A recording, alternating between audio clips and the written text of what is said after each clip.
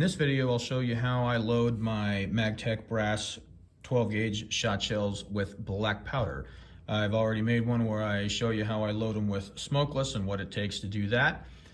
So I have got GoX black powder. This is 3F. I typically use 2F, but I'm running a little low on that, and 3F works just the same. So I have it measured out here in my powder measure at 65 grains. That's pretty much my standard load. And so in that goes. Next, we use a nitro card, which is this here. And these are 12 gauge. I use the 12 gauge ones. It works fine. The only thing I do different is I use a 10 gauge overshot card for the end, and that works better. So anyway, and that goes. Give it a little bit of a crunch. Next, cushion wad. It goes. And then what I like to do is I take a wad, the PT1244s or whatever the Winchester AA wad equivalent is, and I cut the bottom part off so I just have the shot cup. And I found that this makes a big difference as far as helping the pattern. The shotgun I use for this is a 1892 double barrel, and it has 18.5-inch barrels, and so it does not hold a very tight pattern. But if you use a shot cup, it helps tremendously. So that's what I've been doing lately. So in that goes. Give it a little bit of a push. Next, 1 1/8 in our dipper, right in here, 7.5 shot. In it goes. Here, add a couple since we dropped some. Then, overshot card, right there.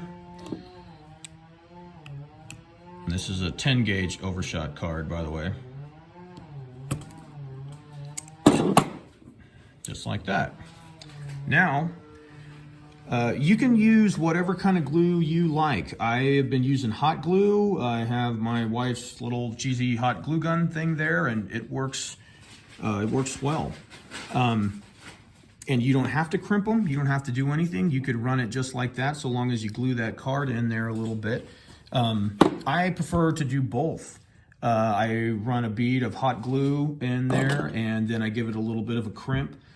You could do some other things too. You know, you could add another nitro card, or take one of those cushion wads and cut it in half to get the column up all the way.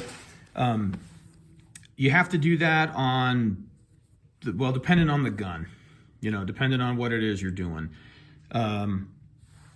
These here are buckshot loads. These are 80 grains, 29 count of number 4 buck. And it comes up pretty close to the top. And I hot glue them a little bit, and I crimp them. And I can run these through my 1897. I could use them in my double barrel. I could use them in anything. But these right here, if you're not gonna do anything with this, if you're just gonna glue it, you might have a little trouble feeding it through a pump or something like that.